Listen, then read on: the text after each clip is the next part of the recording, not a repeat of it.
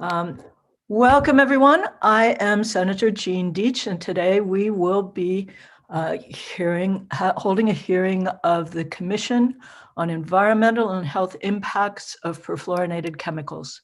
Before we get started, I will read through a checklist to ensure that the meeting that we are holding is in compliance with the Right to Know law.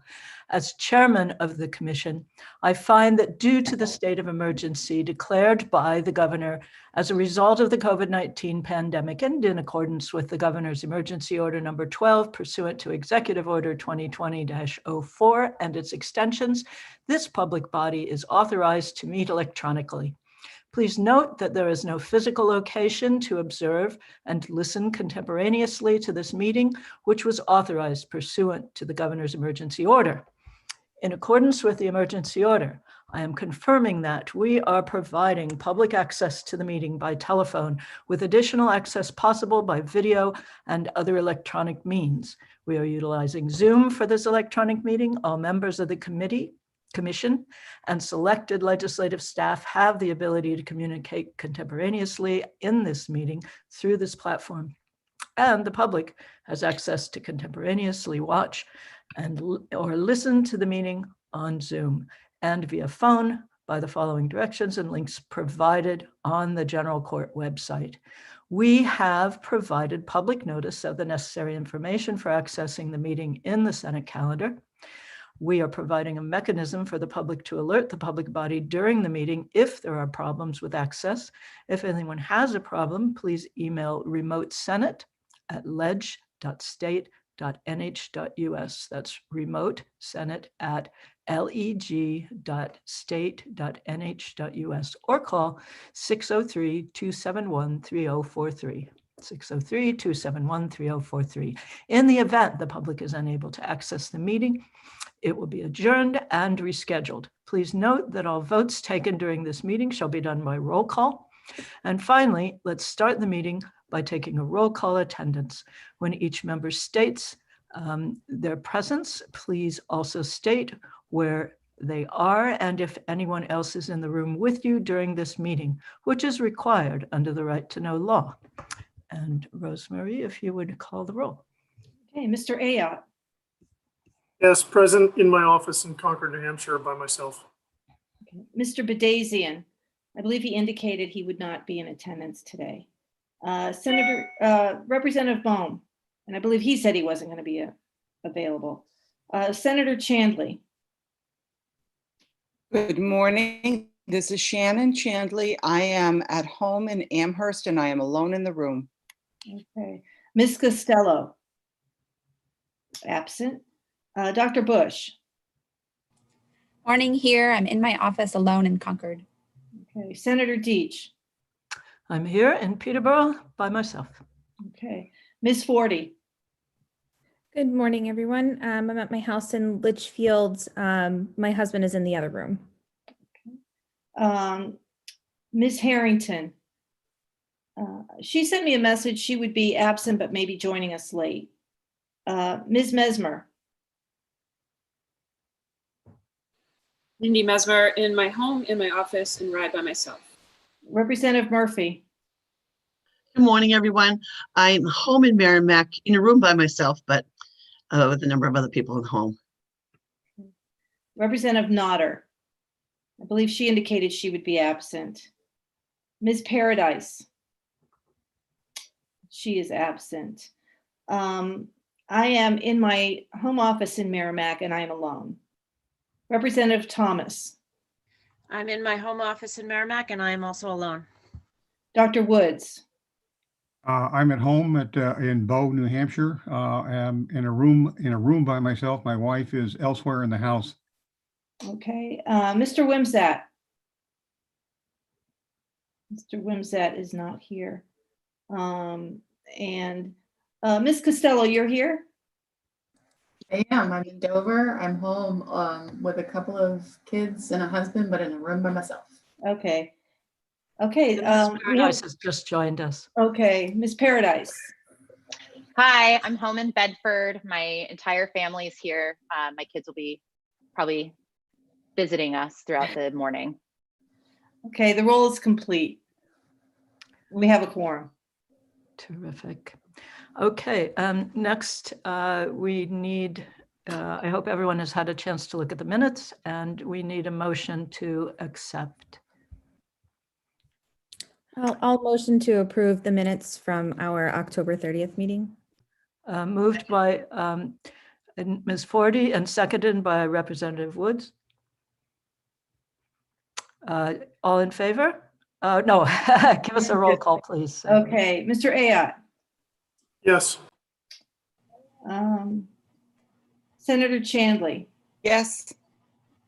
Ms. Costello, Yes. Dr. Bush, Yes. Senator Deitch, Yes. Ms. Forty, Yes. Ms. Mesmer, Yes. Representative Murphy,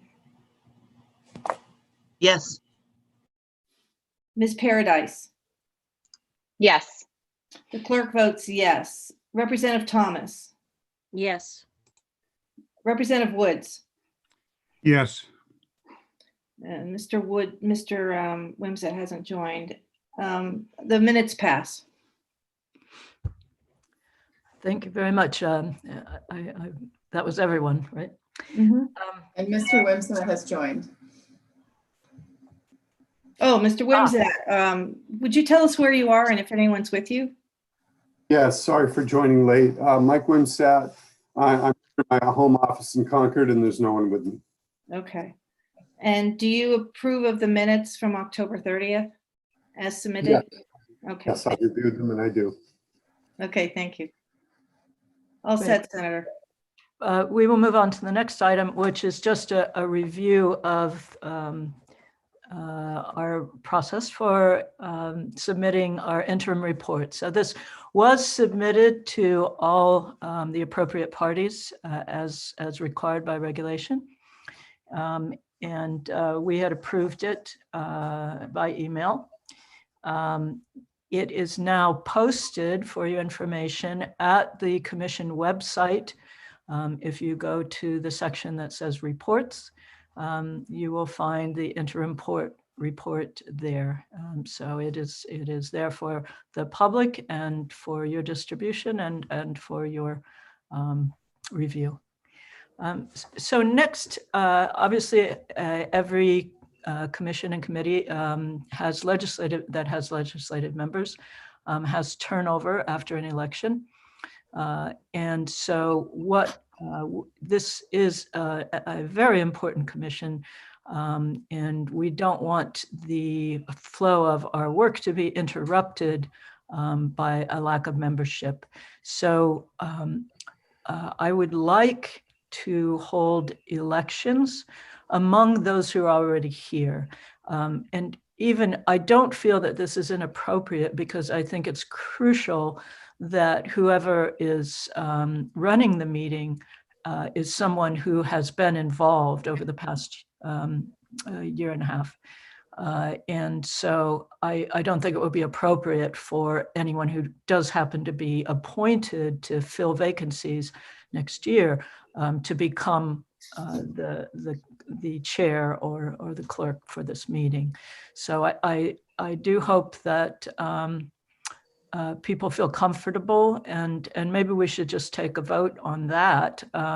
Do people feel comfortable moving forward with elections and feel that this is a crucial thing to do? And so I submit that as a motion. Do I have a second? Second. A second from Representative Murphy. Could you call the roll on that, Ms. Rung? Yes. And if you feel you must, please do abstain. Okay, so Can we, before you call the roll, can we have a discussion? Sure. discussion? Thanks. We what lost, I really want to be clear on is we're losing you. We can't. Oh, darn. All right, I am again going to walk. You may lose. Can you hear me now? Yes, Okay. yes, this is better. Okay. I'm trying to get to a place. It's moving okay. around You're my not breaking house up. Okay. So So I just want to be clear, is what you just put into a motion, just a motion to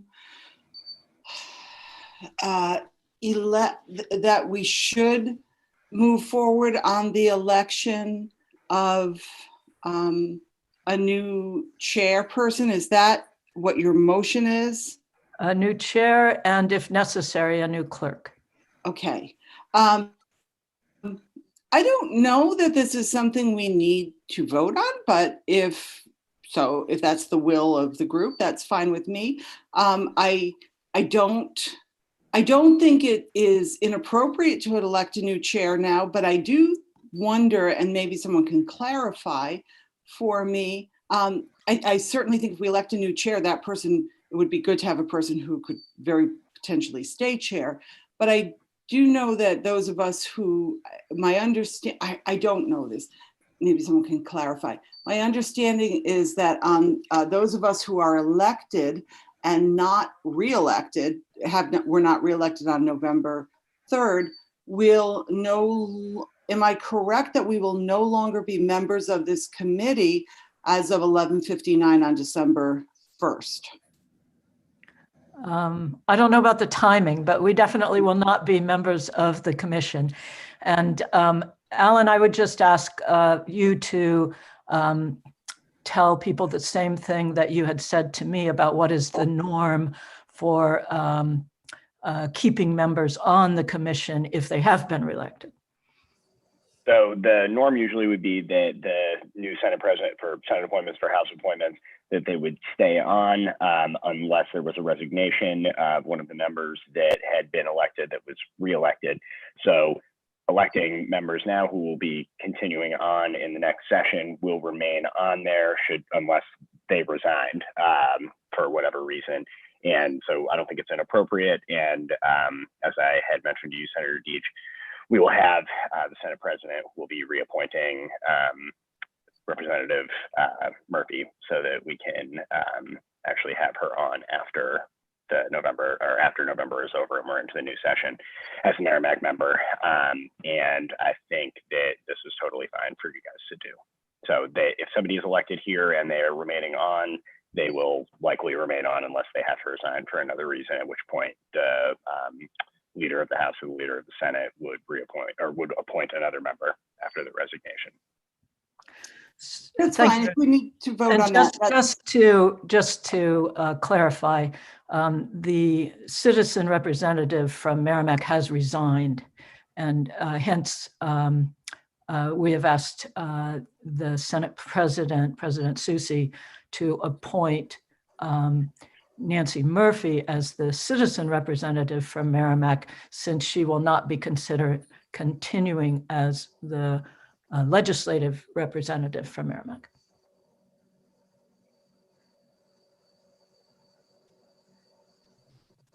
Okay. So I just want to, I would feel more comfortable if we take a vote on this, because Representative Bohm did contest the idea of doing this. So I just want to make sure everybody's comfortable with it, or at least we have a majority. And Mr. Wimsatt has something to say.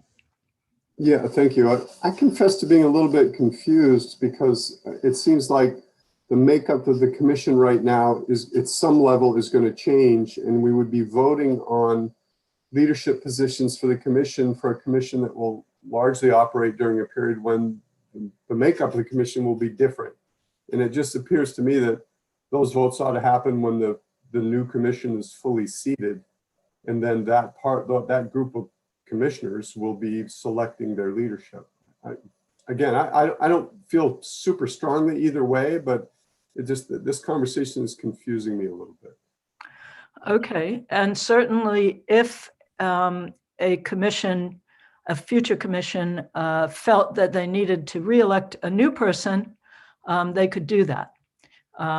However, in order to schedule the next meeting, in order to send out the appropriate notices and so forth, you need leadership to do that. And there will be no one if we don't do that. And so to me, it's appropriate to move forward in this manner. Rosemary.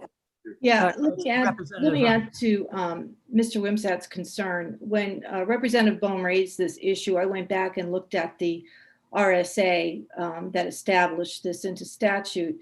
And they're very specific about naming a chair at the first meeting at the call of the representative who first schedules it. So voting on the new chair is very descriptive in the statute, but it doesn't go on to say how we elect a chair after, since Senator Deitch won't be continuing. So in the statute, it does say that the commission votes on the chair. So that can really happen anytime. I mean, from how I understand it, at any meeting, the commission can re-nominate a chair and have that vote on. So but the very first meeting is when the chair is first elected. So just for continuity purposes, because our next meeting will really be, unless we elect a new chair, there won't be a chair continuing to at least commence the meeting. It may be the pleasure of the commission once the next session starts to then re-elect a new chair. But in my opinion, it would be reasonable to have a chair that could at least start that next meeting. And if the commission at that time, if it's their pleasure to have that person continue, fine. If not, they can nominate and vote on a new one. Dr. Bush. Should we consider amending the motion on the currently being discussed as an interim chair to make that a clear sort of suggestion that we're voting on an interim chair, and when there's a full commission again, we would then take up the vote to re-elect the chair? That seems, as we're in an interim phase, that seems like a good, perhaps, compromise. Does anyone does anyone want to are you making an amendment, a suggestion? Yes. Okay, so do we have a second for that? I would have to say that I would prefer just to I think that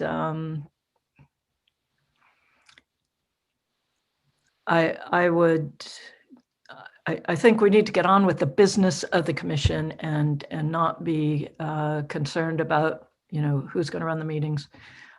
So if obviously if they want to have a different head, they'll be able to do that. But we don't even know that. Yeah. Well, so that's my opinion. But if someone wants to second that motion, we'll go ahead and vote it on second the amendment. Anybody want to second that?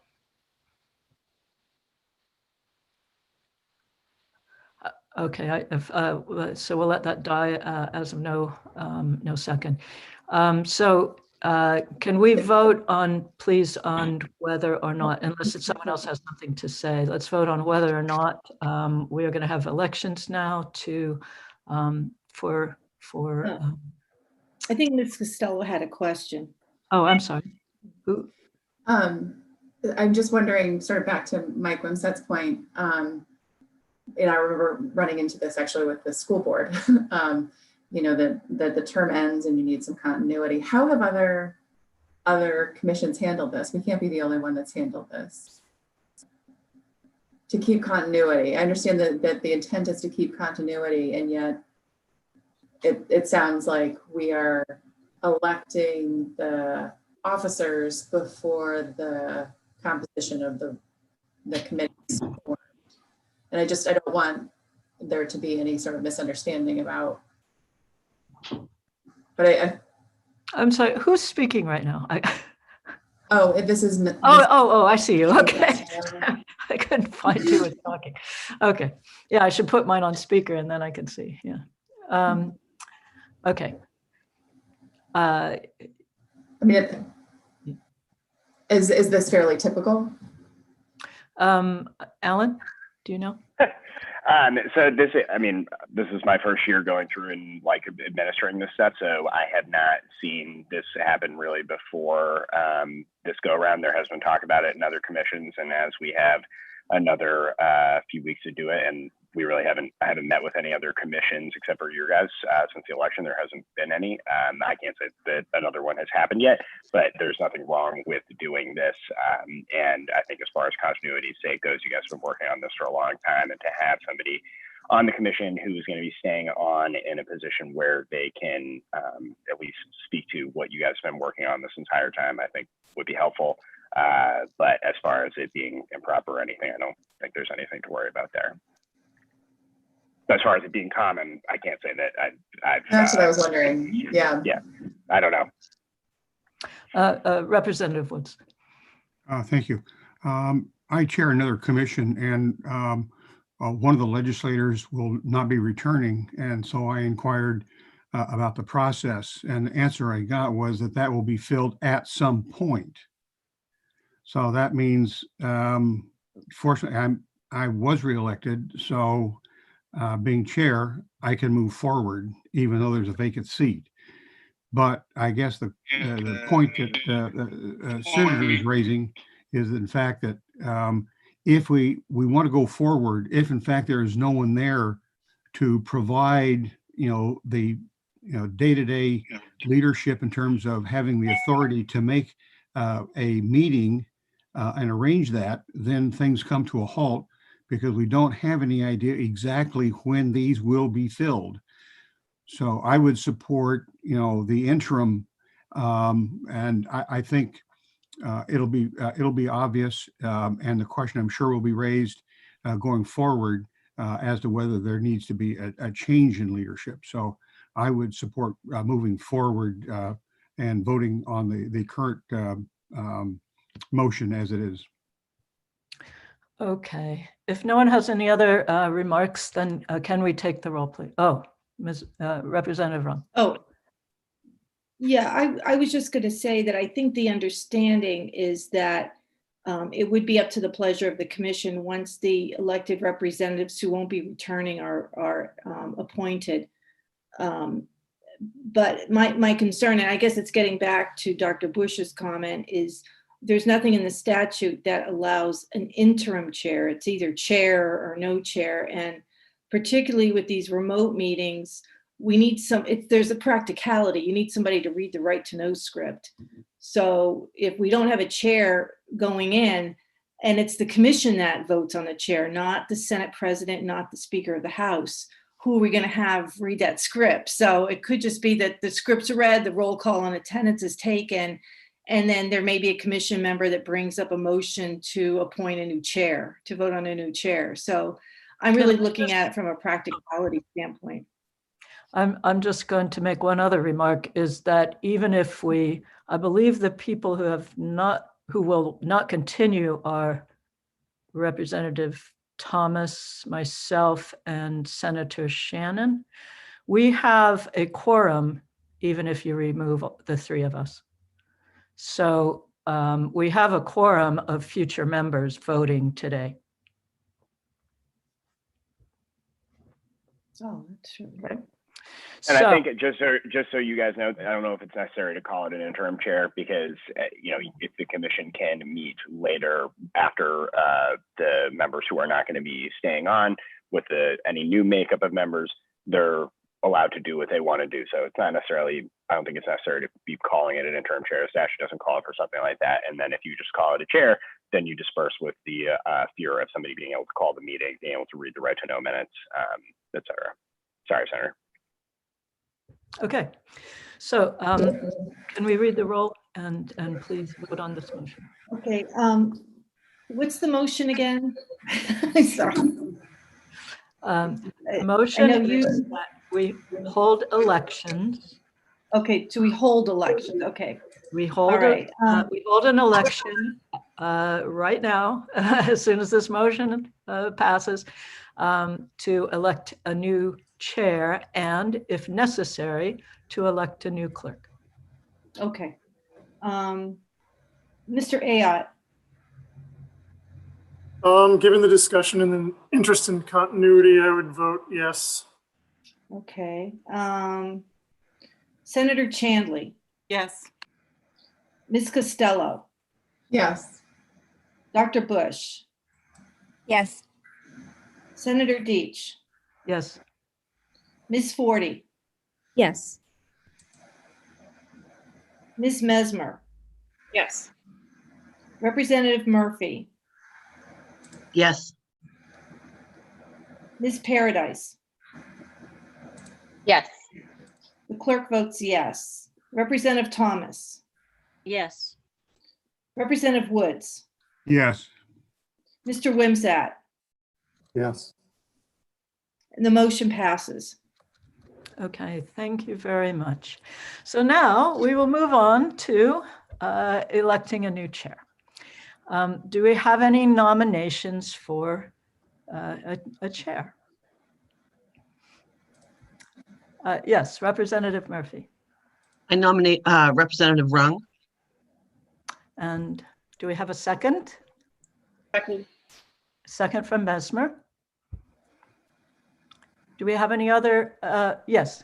I'd like to I'd like to nominate Representative Woods. Representative Woods is shaking his head no. I chair a commission already, and I'm on, I think, 7 others. Oh my gosh. I'm No. Okay. Do we have any other nominations for chair? Hearing none, shall we take a vote? Can you call the roll, please? On the motion, let's see, did we move? Did we move? Yeah. Yeah, I have Representative Murphy moved and second. Ms. Mesmer seconded. Okay, so can we vote on this motion, please? Okay. Mr. Ayotte. Yes. Senator Chandley. Yes. Ms. Costello. Yes. Dr. Bush. Yes. Senator Deitch. Yes. Ms. Forty. Yes. Ms. Mesmer. Yes. Representative Murphy. Yes. Ms. Paradise. Right? Yes. The clerk votes yes. Representative Thomas. I'm going to abstain. Okay. Representative Woods. yes. Mr. Wimsat. Yes. Okay, the motion passes. Okay, we have a new chair. As of now. As of now, you are the chair. Unfortunately, you have been the clerk, so you may Yes. want to continue and request someone to fill that role. Yes, would anyone like to be clerk? The Zoom meetings are recorded, so it's very easy to go back and listen to them and fill in the blanks. You don't have to. Perhaps you could describe the duties.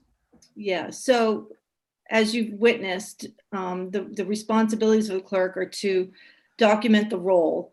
With electronic meetings, according to law, all votes have to be done by roll call. So essentially, I have a printed list out of the commission members, and I just go down and check, and at the heading mark who's made the motion, what the motion is, who's made it, who seconded it. And then I used to do it during the meetings when we met in person, but now after the meetings, I'll go with the recording and just type up the actions of the committee. It makes it very easy when, for instance, Dr. Bush and Mr. Wimsat, if they provide written reports, that's pretty much the bulk of the meeting is their written reports. And then just compile those into a draft. I typically send them to the chair to review before I distribute the draft to members. And then sometimes edits come in before the meeting and sometimes they happen during the meeting. But once we revise the minutes and those have been voted on, they get submitted to House Legislative Services to be posted on the website. And that's essentially the role. I do try to send out before the meetings. You usually notice Wednesday before the meetings, although Ava did it this week. Send out the agenda, any supporting documents, and the draft minutes. And there will be a staff member, Ava, Oh, she disappeared. There will be a staff member, Alan, right? To assist the clerk. Yes. And there are staff who posted on the website and so forth. So it's more an oversight role that you have to make sure it happens as opposed to actually having to do it. And there's a lot of staff support for this. Now, if I remain as chair with the new appointments, if that chair elected is a House member, the House Legislative Services will help administer the meetings. I mean, there is some gray area about how that transfer of administrative support is going to occur. But I don't believe a ball will be dropped. It's right now, Alan and Ava provide tremendous support for these commission meetings, getting them set up. Whether they continue that if there's a House member as a chair or not is up to question. But typically, a House bill, a commission that results from a House bill has a House chair, and the House services help support that commission. This commission was very unique in the fact it resulted from a House bill, but we had a senator chair it. So the Senate provided the support for administration. So we may have a shift in administrative support depending on if I continue as chair or if a senator who's appointed continues is an elected chair. Any questions? Okay. All right. I'll just make a comment that if someone would be willing to serve as secretary until the new members are appointed, that would be another option.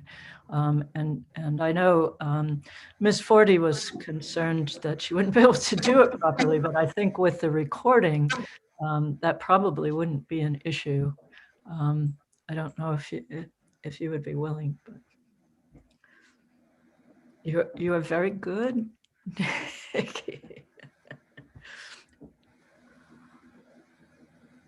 I would be willing to step up, yes. I nominate Nikki Forty. I second. Okay, so that's a motion.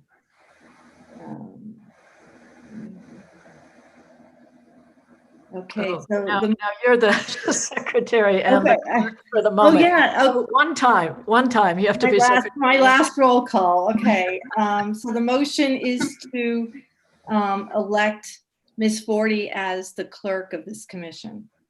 Mr. Ayotte. Yes. Senator Chandley. Yes. Ms. Costello. Yes. Dr. Bush. Yes.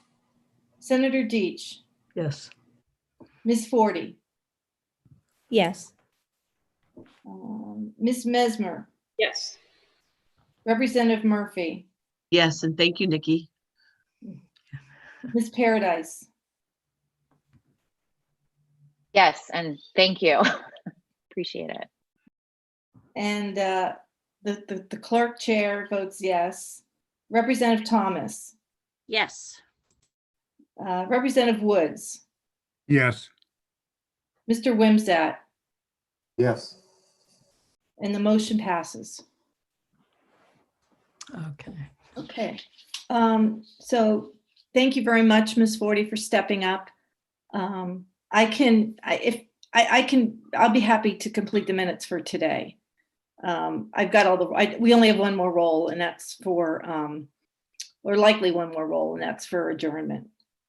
But you could take that, but we can work together on these minutes. Okay, next on the agenda are the reports from our agencies. Mr. Wimsatt, do you have a report from DES? Yes, I do.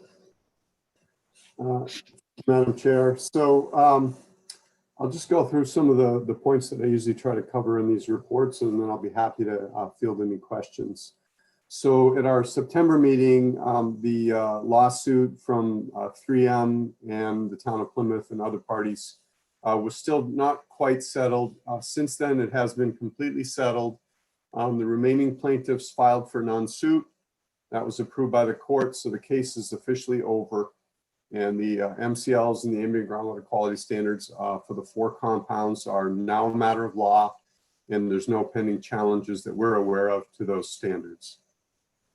As far as Saint-Gobain goes, the variance request that was before the agency has since been ruled on. The variance request was denied. That they had applied for variance from the relative to the trying to look for a 1-year extension for the deadline for installing their air emissions equipment. So the agency denied that. There was a 30-day appeal period that ran, and Saint-Gobain did not file an appeal. So that matter is resolved. The permit is in effect, and the air emissions equipment is due to be installed by the end of February. With that, they are required, Saint-Gobain is required to provide monthly status reports to the agency, which they have been doing. In September, they did report that they had released purchase order for the thermal oxidizer, and in their October, or actually the November, more recent, very recent November report, they report on a number of additional purchase orders that have been released for various parts, equipment, and services associated with the construction and installation of the equipment. So that's encouraging to us. You know, they have expressed some concern about meeting the deadline, but for now, we seem to be getting reports that suggest that they're, you know, proceeding apace to do that. There's also a Town of Merrimack appeal of the permit, and that is before our Air Resources Council. That was to have had a hearing on that was scheduled for December 14th, but due to some differences over procedural matters associated with the conduct of the hearing, the parties have agreed to postpone the hearing, and I think it would be to a meeting of the Air Council that would occur either in late February or perhaps more likely in March. So that's when that hearing is likely to occur at this point. On the site investigation front, Saint-Gobain did issue or submit a supplemental site investigation, which pulled together really a report of all the work they've done to look at the site proper, the area immediately around the plant. And that plan is currently under review by our staff. It does outline some preliminary evaluation, screening of potential remedial alternatives, and we would anticipate following our review that very likely the next step would be for requesting submittal of a remedial action plan for the facility. So obviously, as that progresses, we'll report on the status and progress of that as it unfolds. With regard to water line installations, the last phase of the consent decree water and line extensions that were required as part, that were enumerated and specified in the consent decree are in progress in Litchfield. The water main, about 4,000 plus feet of it, is complete now. And now the contractors are doing the final step, which is to install the actual service connections between the water main at the street and the individual homes and the plumbing in the homes. It's our expectation that that will all be completed by the end of this year. So that's working, that is moving along well on schedule. So with the exception of well decommissioning that will happen in some cases, and final resolution of some curb stops for undeveloped lots, that's still a matter of negotiation between the agency and the company. That would complete the connections that are outlined in the consent decree.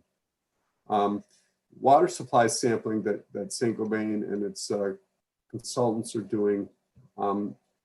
So you may recall they submitted a work plan for additional residential water well sampling and 4 addenda to that work plan to address the new ambient groundwater quality standards that are in place at this point. And so as of the last tally just a few days ago, there are 1,209 properties that were identified for sampling. And so far, 535 of those homes have been sampled. A sample has been collected from those wells. It's important to note that Saint-Gobain is averaging about a 40 to 50% response rate on the mailings that they do, where they send out a letter and looking for an access agreement, to have their contractors come in and sample.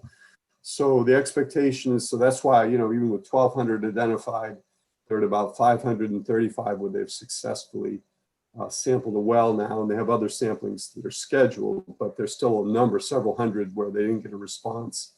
They are expected to be sending out a follow-up letter, second letter basically, to the folks who didn't respond for the first 2 addenda. So they'll be trying to peel that off. And certainly for folks who are members of the community, if you know of someone or hear of someone who got a letter like that and didn't respond, it's important if they want to have their well sampled and be considered that, for potential future water line connections, that they respond to that letter. So I would certainly, and if there are any questions, I would encourage you to have them contact me or our project manager at DES so that we can answer any questions or concerns that they might have. And out of that group that have been sampled, about 325 properties have been offered bottled water while we await a plan for provision of permanent alternate water for those folks. It's also, I do want to note that St. Gobain and their consultants are in the process of collecting this year's round of sampling from about 30 currently, residential wells that are currently being used that are in the areas that are proximal to, but not within the areas that where private homeowner wells have been connected to water lines. And the purpose for that sampling, we don't have a lot of trend yet because it's just a couple of years we've been looking at it, but we're trying to see if we see any trends in groundwater quality and drinking water quality in those wells as a result of the changes in hydrology that may occur, because now all of a sudden you've taken a large number of people off of their previously operating wells and put them on a water line. So we want to see what impacts that may have had. And so that sampling is going on now for about 30 wells that were identified in that category. And I'm happy to take a question now from Emma Cardy. Thank you. So I know that is a concern in the Bedford area. Have you connected with people in our community? Because I know I'm at the base of the hill of the water connections that have been made. And I know that the people across the street have been on bottled water for a year. So is there a way to access who you've contacted and who you've connected with? Or can I encourage you to have an offline discussion on communicating with the adjacent neighborhoods to the top of Green Meadow Lane, sorry. Okay, sure, yeah, we could talk about that. I'll be honest with you, I don't know.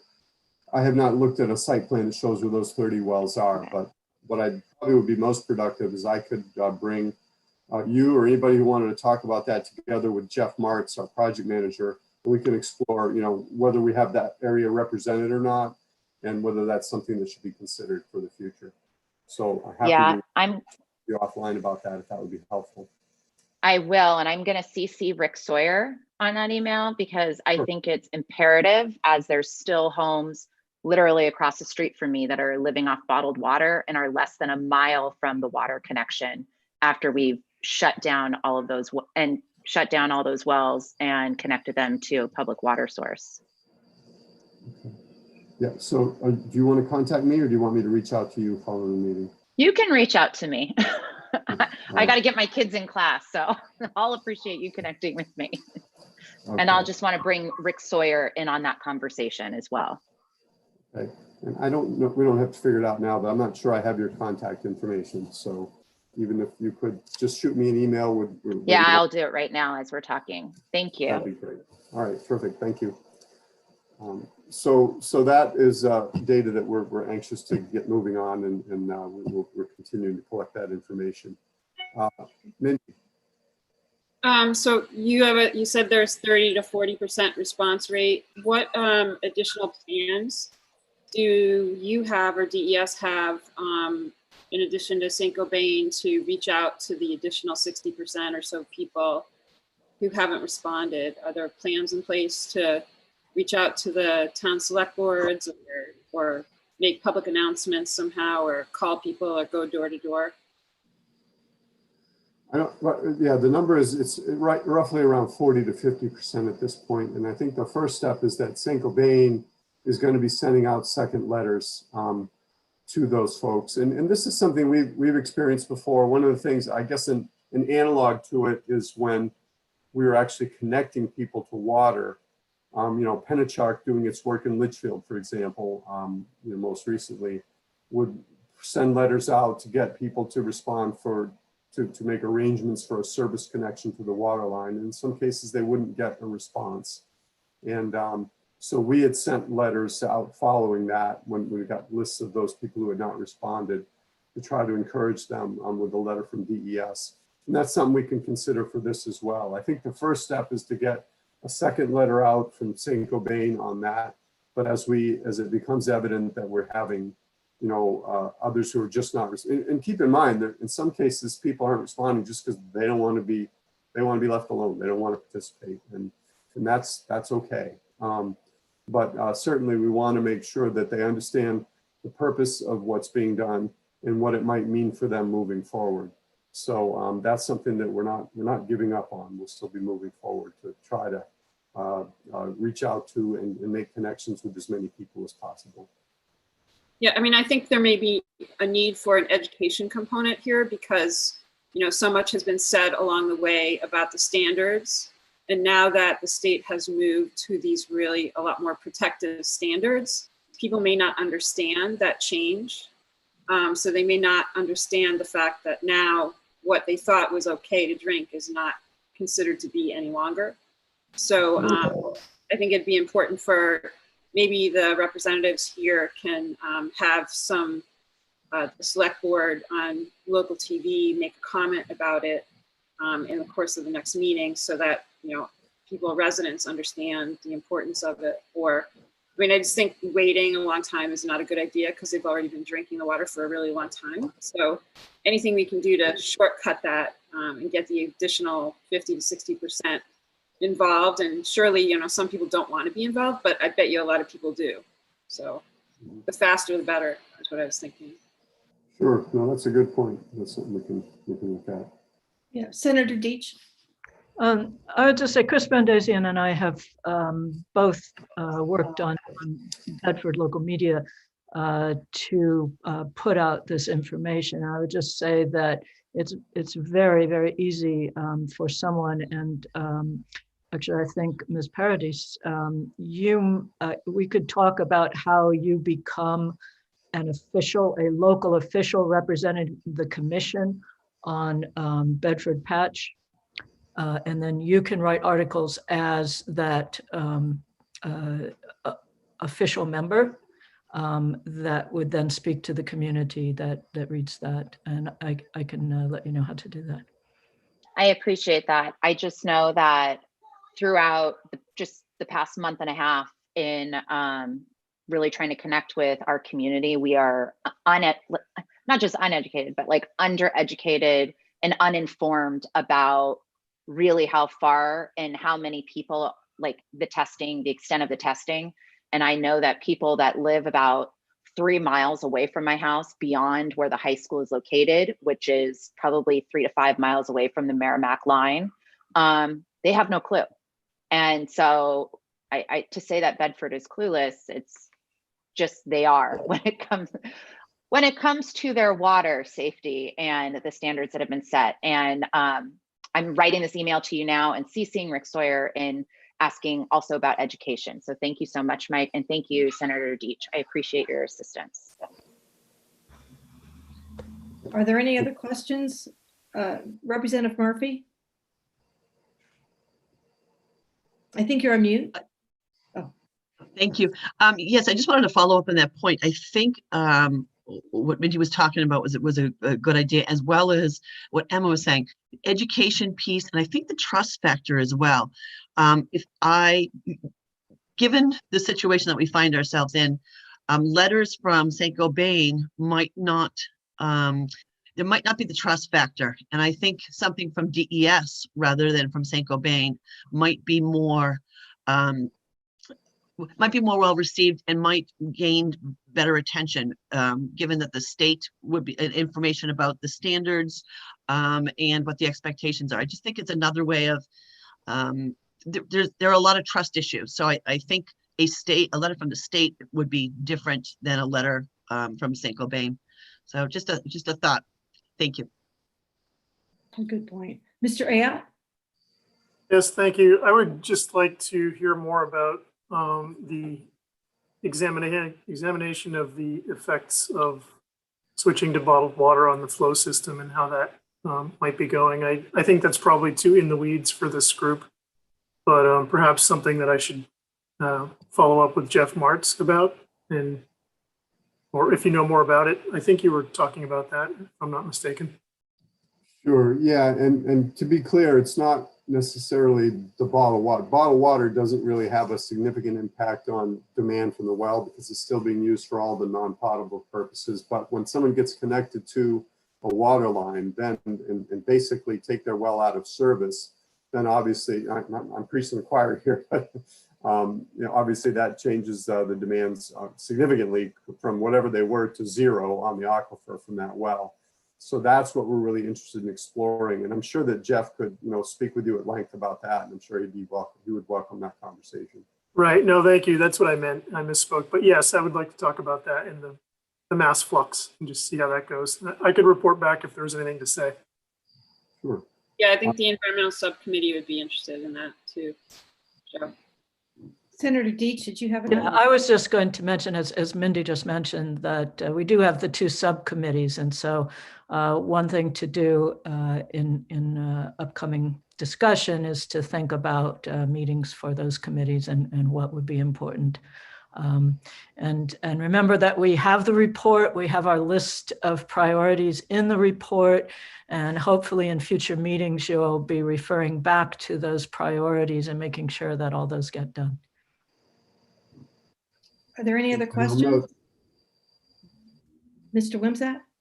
I was going to say, I'll note that in the past, we have had Jeff come to the commission. You could either come to the full commission or to the subcommittee and give a more in-depth report on some of the issues. And it'd probably be more satisfying if you drill him on the specific technical issues than it would be to drill me on those. Like I said, that's basically what's happening with the water sampling. And I really appreciate all the comments here about the need for DES reach out. And actually, one of the things I want to explore in the coming months, next few months, is we had, as many of you know, a number of public meetings in each of the impacted communities when this was really more, in the early years of this. But I think we're probably due to do that again. I think it might be helpful to schedule a public meeting in each community or however, and I'm interested in knowing. To be honest, sometimes we tried to schedule larger meetings that would include a couple of towns, and sometimes we got some pushback on that. So it doesn't matter to us. We can do it either way. But I think that some public meetings for each community would be really helpful to just kind of have an open forum where we would give a relatively brief update and presentation on what's been happening and where we're at, and then just be able to field questions from the public on that. I think that would be a really helpful thing to do right now. Senator?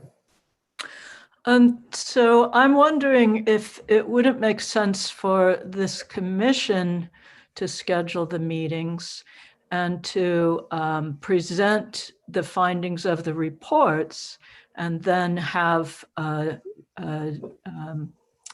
Hampshire DES participate in the meetings and be available to answer questions, and possibly even HHS. Representative Thomas? Oh, I'm sorry. Mr. Wimsatt, did you want to reply to that? I was just going to say that would be at the pleasure of the commission. If that's how you would like to do it, we would certainly, DES, I think, would certainly be amenable to a forum that was organized in that fashion. Okay. Representative Thomas? No, I just want to second the fact that I think having community meetings is something that we should definitely pursue, or that you should definitely pursue. They've been very effective in the past, and that's how we got the word out to the majority of people, specifically in Merrimack. So I would second that idea. I think it's imperative, and I think it should be done on a regular basis. I mean, a yearly update or a 6-month update or something like that. But the effect of it is invaluable. Thank you. Dr. Bush?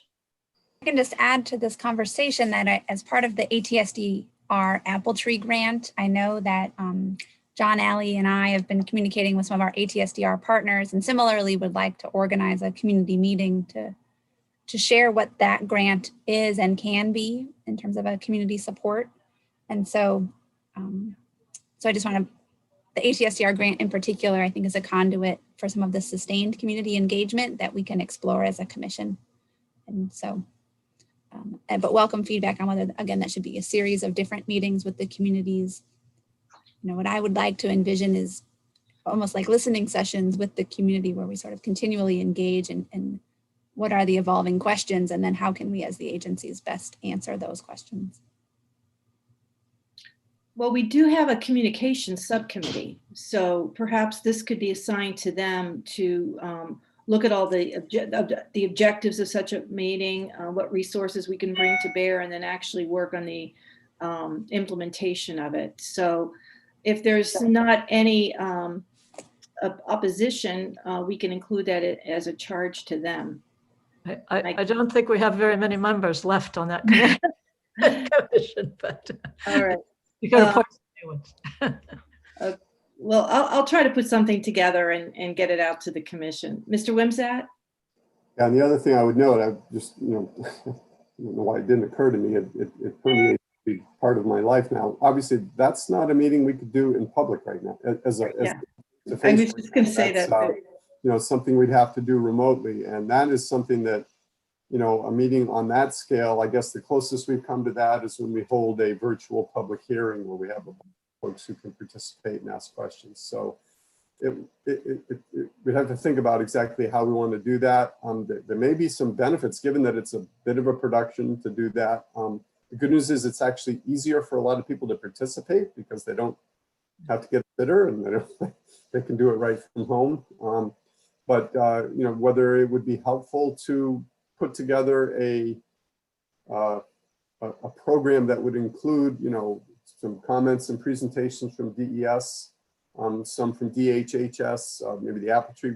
I don't know whether sort of an omnibus public forum to try to address all those things would be helpful, or whether you think that sort of staying focused on a particular aspect of the topic would be better. I don't have a strong opinion on that. I'd be curious to know what members think, whether sort of a, all things PFAS night in Bedford or Merrimack would be helpful, or whether you'd want to keep it more narrow. I'm interested in what the members might think about that. Well, just my 2 cents. I think, it would be more convenient to include all the communities in one meeting, but I think to get to Representative Murphy's point about trust, I think if we keep it focused just for each town where they can look to their local leaders for support and, and work with state agencies might be best. Also, many of, we could record those meetings and put them on public access channels too. I know in Merrimack, many of our public access programs also are linked on YouTube. So even if we can't get enough people to participate live, they can get the information at their own convenience. And I think people are getting used to that. So I even though it is nice having an in-person meeting, I think we can run a close second doing it virtually. Paradise? Sorry, I like that kind of two-pronged approach. One of the thoughts that I had, at least for addressing some of the questions, is I can coordinate with BCTV to do a Q&A with Mike Wimsatt, and maybe I'll ask the questions and you have the answers via Zoom, to kind of have like an honest conversation of why do we need to test? Why does our community need to be concerned? Really kind of not necessarily the things that I found a bit distracting as a citizen going through this process were these high level, very scientific discussions about the hydrology and the air transmission. But I think a lot of people in all of our communities would benefit from just like a nice Q&A that is, okay, how is it getting in our waters? What are the concerns? What have you learned being on the commissions? what are the percentages, you know, the information you're sharing here, the percentage of people actually responding. What is Saint-Gobain doing? What is the response? What are the standards? Why is this important? And everything that we're being discussed here, but also then coming out with more information and sharing that higher level, not just saying DES, but have that being the second approach. So kind of having a PFOA for, I don't want to say like PFOA for dummies, but you know, the books that I'm kind of, where it's simple and it really engages the community a little bit more, and then come at it through a second approach of maybe a Zoom and getting into the science and into the specifics and the higher level discussions that you've also had. That's kind of how I see this kind of being really effective in the local communities. Okay, good points. Representative Murphy? Thank you. I would agree. I like the two-pronged approach idea. And I just know, and I just think having had elderly parents, you know, involved in this, there are a lot of senior citizens who may not have a computer, or would never try to get on a Zoom meeting. So we could miss substantial portions of that, you know, 60% of people that may not be responding. So I agree, you know, the cable TV and having the town councils or boards or be part of it, so that they can help get the information out too. So you know, until we can do it in person, plus winter's coming, so even if it were to be an in-person, there's a large segment of the population that may not travel out in bad weather. So I agree. I think it's a great idea to do as many kind of outreach opportunities, you know, as we can. And I agree with Emma. You know, we're so used to talking about this as, you know, C8s and C6s and airborne transmission and stuff, that the vast majority of the population has no idea what we're talking about. And it's really just important to get out the basics and the information they need to make decisions about, you know, their drinking water and stuff. So thank you. Those are great suggestions. Ms. Forty, Ms. Forty, go ahead. Yeah, I mean, I would just say as far as, I think it would be important to tailor the information to the different communities involved. I mean, I would say in Litchfield, unfortunately, there has been a lot of misinformation and especially just people not understanding like what the change in the MCLs means. I've tried to have multiple conversations with people and they get their eyes glaze over super quick. And I think that there unfortunately has been misinformation from some people that we would assume have the important information, that, oh, well, people in Litchfield, you know, we communicated with Pennachuck and did what we were supposed to do, so everyone's okay. And that's just simply not the truth. So I for one would be anything I could do to get just facts out to people that need them. And it's just very, very important. And I just echo that there's a lot of mistrust with Saint-Gobain. It's sort of a dirty term. Someone hears that and they're like, so I could really see someone, if they see that the communication is from them, just being like, I don't want to hear what they have to say, not understanding. So I just now reached out to our Board of Selectmen and seeing if they can kind of help with that messaging. We do get, you know, quite a few people will watch those meetings. But any way to kind of work on that messaging, the communication and getting the facts out there. Ms. Mesmer? I'll tell you, if I may, I was done. If I can interrupt just a moment. I've got a sweep here who I need to see for 5 minutes. Okay. He just climbed down off my roof. So I need to wait for about 5 minutes. But I'll answer any further questions. I apologize. I guess I'd just like to say the same goes for Litchfield, who's yet to be represented on this commission. I know the community there has a lot of questions and not a lot of answers. So I know that we hopefully will see some Litchfield participation on this commission in the future. And I would say that we don't forget about the Litchfield community when we talk about outreach efforts. Are you referring to Londonderry, Ms. Mesmer? I'm sorry, Londonderry. I'm sorry. Yeah, okay. Did I say Litchfield? Yeah. Londonderry, I'm sorry. That's okay. Senator Deitch? So do we have a legislative addition? Has someone put in an amendment to include Londonderry? Yes, I have. I've submitted an LSR. So I'm trying to think of how we can move forward. We've got some Ms. Paradise, Representative Murphy, Ms. Forty. I'm wondering if the three of you can maybe put together an outline of such an event, an information session where we can identify some commonalities that we can include, but then maybe also some specific characteristics for each town.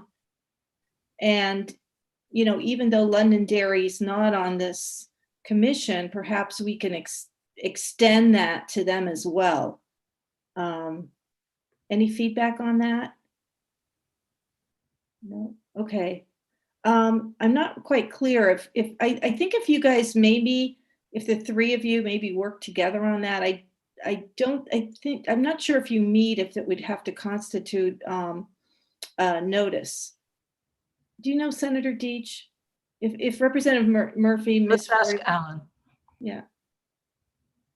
Can you repeat the question? I'm sorry. I'm wondering if three of the commission members meet to outline public information sessions, are those meetings subject to public notice?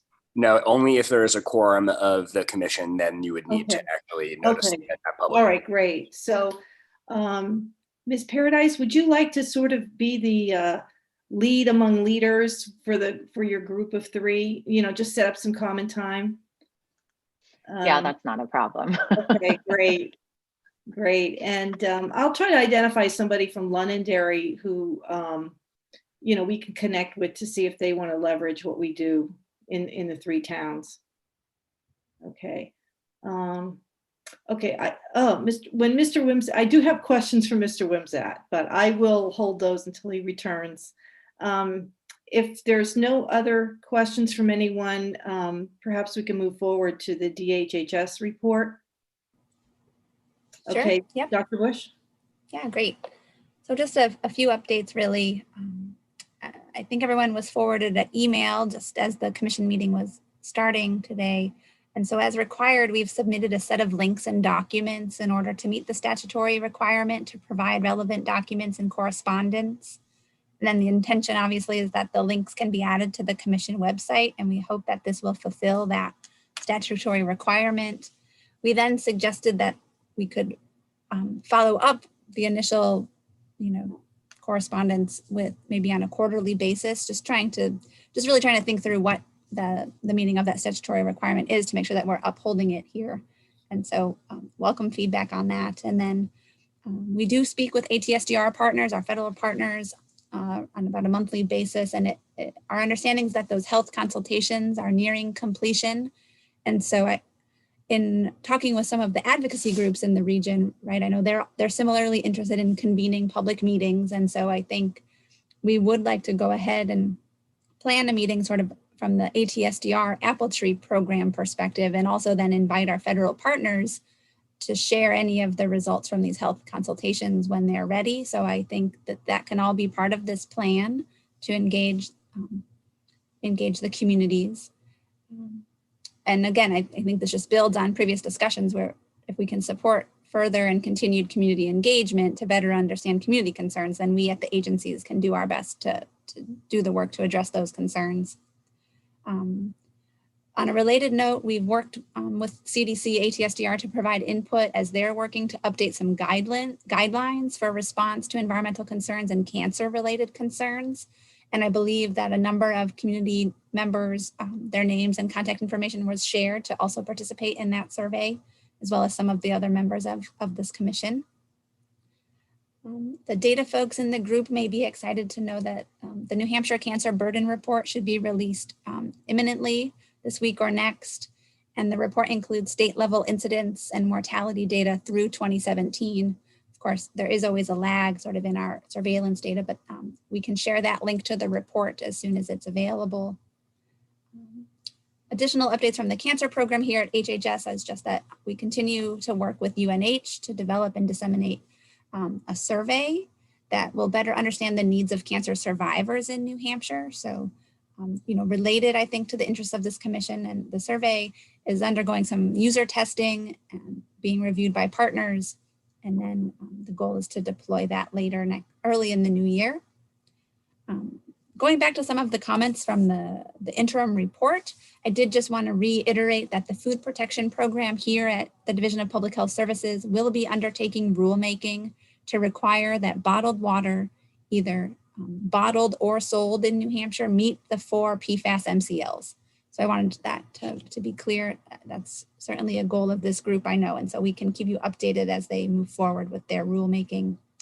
And then just sort of a side note, really, but to let everyone know that several staff from both DES and DPHS participated in a risk communication training about 2 weeks ago. And our 2 agencies are actually meeting later today to debrief that training and to start to develop a guidance document for risk communication in the agencies, which I think then is directly relevant to starting to really thoughtfully re-engage these communities as we go forward. So I think those are my updates for today. I'm happy to take comments or questions or just.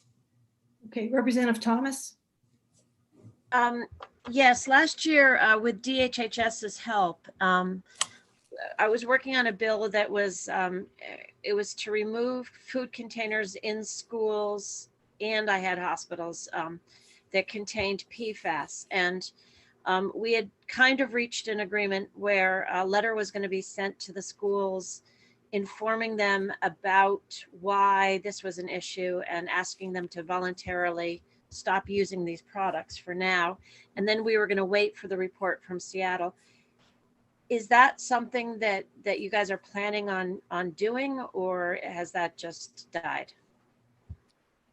I will have to go connect with other staff here, either Karen Craver, who sat on the commission before me, or our food protection services, and ask, do you know exactly who was working on that previously? Well, Clark was at the meeting, but he's no longer here. So I don't know who to refer you to. Okay. Perhaps that's, thinking about the structure of the commission, perhaps that's a topic that the health subcommittee could revisit. I feel like it's good to sort of delegate these items out, but that seems like the right place to maybe follow up on that item. There is talk of pursuing it at the federal level. But who knows, who knows what's going to happen there. Ms. Mesmer? Dr. Bush, do you happen to know if that rulemaking for the bottled water includes arsenic? Oh, I believe that it is both to address the new PFAS rules and arsenic rule, but I need to double check on that. Okay, thank you. Representative Murphy? Thank you. I'm just wondering if Dr. Bush has an update about the TRACE biomonitoring study. Any idea for date of disclosure for nothing? Oh, no, I promised that we will send an update as soon as we know. As you can imagine, the public health laboratories have been quite inundated lately with pests, and as flu season also gets underway. So we are working closely with them, and we are currently reviewing sort of a final version. So I have seen a final version of that report, and now it just needs to really go through one last review, and then the formal sort of review process here to become, a public document. And so it's coming. I promise you that, and I can certainly update the commission. Thank you. If it happens before the next meeting, I'll certainly let you know. Ms. Mesmer? Sorry, I should have asked this question. Do you know, one of the things I noticed on the private well consultations that were done by ATSDR in the Pease area was that they did not use the New Hampshire MCLs as the risk evaluation threshold. Do you know if they're going to do that with this, especially since it's a New Hampshire-based industry rather than the Air Force? It's a state-led project. I do not know the answer to that right now. So I'm capturing that so that I can be sure. I think that John Alley, the toxicologist here at DES, he works very closely with ATSDR, and I think he'll be able to answer that. Okay, any other questions for Dr. Bush? I have one. Dr. Bush, does the state track premature births and low birth weight? That's a very interesting question. So yes, so we have access to all of the vital records data, all births and deaths that happen in the state, and we do track preterm birth and low birth weight. What's interesting, and if I may just go off on a bit of a tangent for a minute, I know that this commission and others are very interested in a chronic disease registry, and I have often warned that that is a very big idea, and are there pieces within that that might gain more traction and support both across the state and within the agencies and with the whole legislature.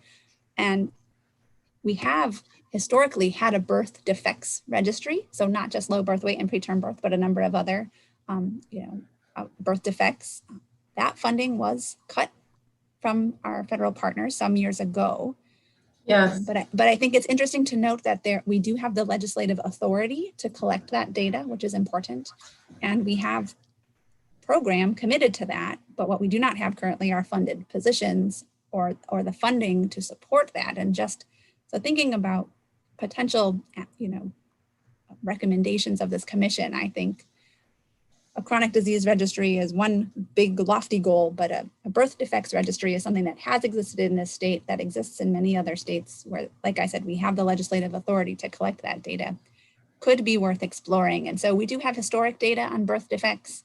And certainly we have current data on what I would call birth outcomes, things like low birth weight and preterm birth. But I do think it would be interesting to explore the possibility of sort of resurrecting a birth defects registry.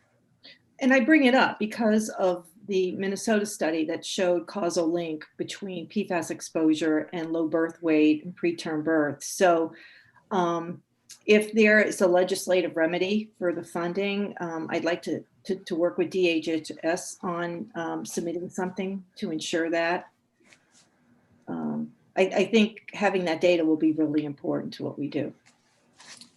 And like I said, the birth outcomes, so low birth weight and preterm birth, that is all recorded on a birth certificate, which we currently we do have access to for sort of routine surveillance purposes. But it's those more specific outcomes, things like cleft palate or other, what we would classify as a birth defect, is harder to capture. Mm-hmm. Senator Deitch? I would just say that the more that you can tie this work to lawsuits and other sources of money that may be coming in, the more likely it is to be approved. So you might think about that relationship when you're proposing the budget. Okay, sounds good. Any more questions for Dr. Bush? Okay. And now that you're back, Mr. Wimsatt, I had a few questions for you. So if we can just kind of, rewind a little bit regarding the 60%, I think, was it 60% that hadn't responded to the first letter or 40 to 50% that hadn't? It was 40 to 50%. Oh, okay. So do you have a breakdown on towns? Is there one town that didn't respond more than another? Is it pretty even? I don't know the answer to that. It may be possible to get that, but I'm not sure. Oh, okay. That's okay. And could you give us an update on a study that you brought up at our last meeting regarding a partnership with USGS regarding soil sampling? Yes, certainly. So that is advancing, and actually we have the contract with USGS to do that work was approved by the Governor and Council. Okay. Earlier this fall. Oh. The actual soil sample that to do a survey of soil quality with respect to PFAS, and also to then use that information to do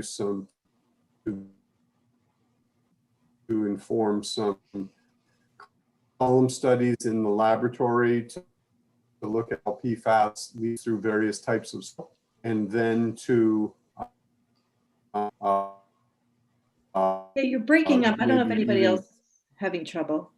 Yeah. Yeah. Confirm some of that is starting. Having trouble. Yeah, I'm not getting the reviews. I'm sorry, were you not hearing me? Yeah, you were breaking up. It was very difficult. I apologize. I can start over. Can you hear me okay now? Mm-hmm. Okay. So that work, that's a agreement, a joint agreement and cooperative project between USGS and DES. The funding that was approved by the Governor and Council earlier this fall, and basically the components of the work. The primary first step is to do a statewide survey of soil samples from across the state in various soil types and settings, to try to understand what the occurrence of PFAS is across the state. And then that information will help inform as well some laboratory studies, some column studies to look at how PFAS leaches from various soil types. And then also to do some confirmatory, and we're also trying to look at how it behaves in biosolids, or fancy name for wastewater treatment sludge that's going to be processed to be used for land application. And to understand how what levels of PFAS might pose a risk to groundwater if they were contained in both soils or biosolids, and to have some confirmatory field work to go along with that. The whole project is going to take about 2 years, and I think that the soil sampling is just about to get underway. And Joe, I don't know if you have an update on what the schedule for that is. Sure. Yeah, we are gearing up at the moment and finalizing the sampling details for that randomized survey with DES, and expect to get out in the field probably in December, and go right through until we get it wrapped up. Okay. Yeah, because I bring it up because at our last meeting, I don't think the contract had been signed. I just wanted to make sure that that project was confirmed to move forward. Okay. Representative Woods. I think it's a sort of a nerdy question, but when you say soil sampling, is that surface? If not, what depth when you say soil sampling? Oh, good. I like the nerdy questions. The goal is to really focus statewide on the upper 6 inches, but we're also going to pair those samples with samples collected below at 12-inch depth, so we have a little context. Great. Any other questions? And the only other thing I wanted to bring up to you, Mr. Wimsatt, as a follow-up to your other comment about the RTO installation, I attended a community advisory council meeting with Saint-Gobain earlier this week, and I was told by Chris Elders they're installing the RTO in January. Now, whether it's going to be fully functional, it'll probably be February, but just to give you that update that they're going to be doing that installation in a month before, in January. So, any other comments? New business? Questions? Okay, if not, I will entertain a motion to adjourn. Made by Senator, yes, Senator Deitch. Do we want to set a next meeting? Good point. Let's see. Now, the next meeting will be, I think after, yeah.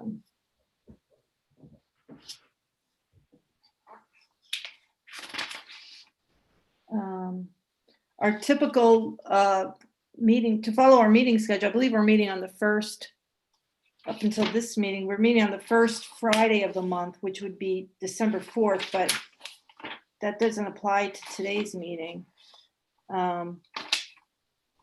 December 11th. That is open. It is? Yes. Okay. 10 a.m. Yep. All right. Okay, so the next meeting will be December 11th at 10 a.m. Okay. All right. We'll get information about that out at that time. Okay, so is there a motion to adjourn? Hold on 1 second. Can I just ask a question? Yes. One of the things that we had been talking about on the past, session of this commission was to see if we could get someone from MVD Water to come speak to the commission. And I was wondering if we could work on that for the next meeting, possibly. Yeah. Have that agenda. Okay, I'll put that on the agenda.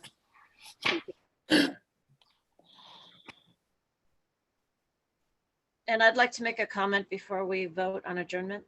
Mhm. Yes, go ahead, Representative Thomas. No, I would just like to thank Senator Deitch for her work on this commission. You've done yeoman's work on this, and I just, it's bittersweet, but I just want to thank you. Thank you for this. Thank you. And Rosemary, your minutes. Oh, oh, thank you. I'll just comment back then. It's been satisfying, I think, to work with you all, and I appreciate your dedication to making this happen and making it, seeing that it's done properly. And it's heartening to see that, you know, parts of government actually do work. At least we try. So I want to thank you all for your work and your continued diligence on this issue. And I appreciate, again, it's been an honor to work with you. Thank you. Thank you. You're here. Great. Thank you, Senator Deitch. All right, so did someone make the motion to adjourn? Senator Deitch, did you make the motion to adjourn? Okay. Sure. Okay, and then Representative Wood seconds. Okay, I'll read the roll. Mr. Ayotte? Yes. Senator Chandley? Yes. Ms. Costello? Yes. Dr. Bush? Yes. Senator Deitch? Yes. Ms. Forty? Yes. Ms. Mesmer? Yes. Representative Thomas? Yes. Representative Murphy? Yes. Ms. Paradise? Yes. I vote yes. Representative Woods? Yes. Mr. Wimsatt? Yes. Okay, we are adjourned until December 11th. Thank you very much, everyone. Thank you. Have a Thank nice you. Thanksgiving too. Yeah. Yes, you too. Happy Thanksgiving.